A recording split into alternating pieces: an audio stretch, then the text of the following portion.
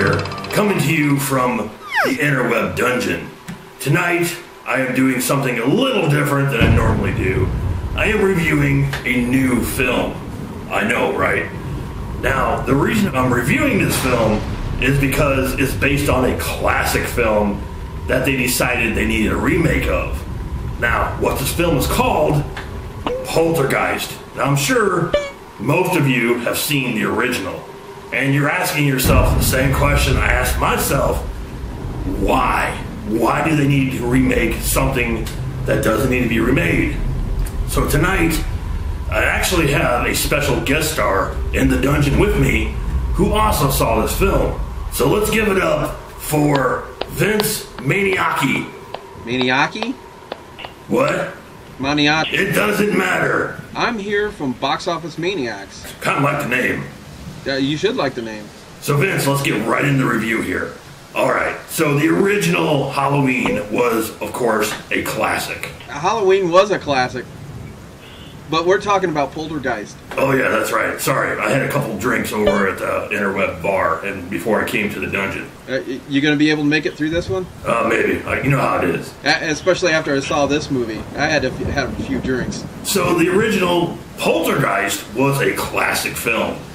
And watching it as a younger Dave Decay, it scared the crap out of me. Being 12 years old and watching this film and I wanted to hide under my bed for weeks. Except there was a clown doll underneath it. The original film was not only was it scary, but it was gross as well. It had a lot of really shocking images, even back then, for a film that was rated PG. Right. I mean, it was... the whole face peeling thing just, was disgusting, but fun. Absolutely. It was just an amazing sequence. And I won't forget to mention that the film was also directed by Tobe Hooper, who directed Texas Chainsaw Massacre. Absolutely. The other thing about Poltergeist, the original Poltergeist, is that it had such a great, solid story. And because it was so good, and because it was so solid, even to today's standards, yeah, it might be a little dated as far as technology and cars and things like that, but it still holds up. I mean, if you were to show it to your kids, you'd scare the bejesus out of them. Now, if you show the new one to your kids, they'd probably be asleep halfway through the movie. Alright, let me tell you my problem I had with this, Dave. Let me hear it. Like I said, the original had such a great, solid story. In here, they take that story, and it's there, but they try to put in the original scares and do them a different way, hence making it a remake. The whole meaning of what those things, why those things happened, is taken away out of this movie. So the original scares aren't scary. And it's not just because you've already seen them. They're just not scary anymore because the whole point of them being there is not there any longer. There's many things I did not like about this movie, but the one thing I really did not like about this movie was the entire cast. Really?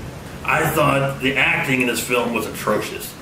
It seemed like everybody was there to just get a paycheck and then walk out the door. I didn't really feel for any of these characters, and that's what made the first one so special, was because you really felt for these characters. And when Carol Ann was in the TV and the mother hears her voice for the first time, I mean, that's a great emotional sequence. And this, it was just kind of like, oh, there she's in the TV. All right, I'm going to go get a beer. Right. I totally agree. I mean, there's plenty of stuff in there like that. Take, for instance, they use almost the same exact dialogue in some scenes. Like, in the original, they talk about the car that went across the room or across the countertop. It took 7 hours for it to make the thing, and he caught it on time-lapse camera. They changed that up in here and say it was a piano. I always liked the way Craig T. Nelson dealt with that. But in here, they do that line, and they use this ridiculous part where he's like, just to make the joke of, well, I hope you caught that on your camera. And here, I can say that whoever the actor was that played the dad in this movie, I hated this guy. He was unlikable. They made him to where he wasn't even a likable character.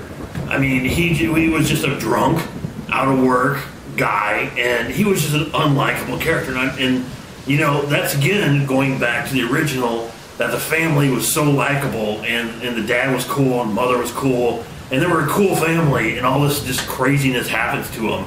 Well, Dave, you know, any movie that they have to use the smallest character or the littlest character in the whole film to explain the plot, the entire plot at the end of the film, they relied on that to actually explain it, is just ridiculous. The way they did it in the original film was so great, where when they reveal the plot, you were like, oh wow, that's amazing. And this is just like a throwaway. They're like, oh yeah, this is what happened, and here you go. I mean, there was no even real thought that went into it, no emotion that went into it. Exactly. There is no heart to this film whatsoever. None of the charm, none of the heart, none of the scare. I mean, what they really needed to do with this movie, seriously, what they really needed to do with this movie to make it scary, to make it an actual remake, they could have just left the basic plot of the story and made new scares. Why was that so hard to do? I don't understand that. They relied on the original stuff and then changed them up so they weren't scary anyway. And then some of the new stuff that they do put in here is kind of interesting, but it's not really scary. The scariest thing in this entire movie, Vince, was the squirrel. I like the idea. They had a couple ideas in here that weren't too bad, but they didn't go anywhere. That was my thing. Yeah, I didn't like anything what they were doing in this film at all. I just thought it was a stupid idea to remake a film like this. And when they did remake it,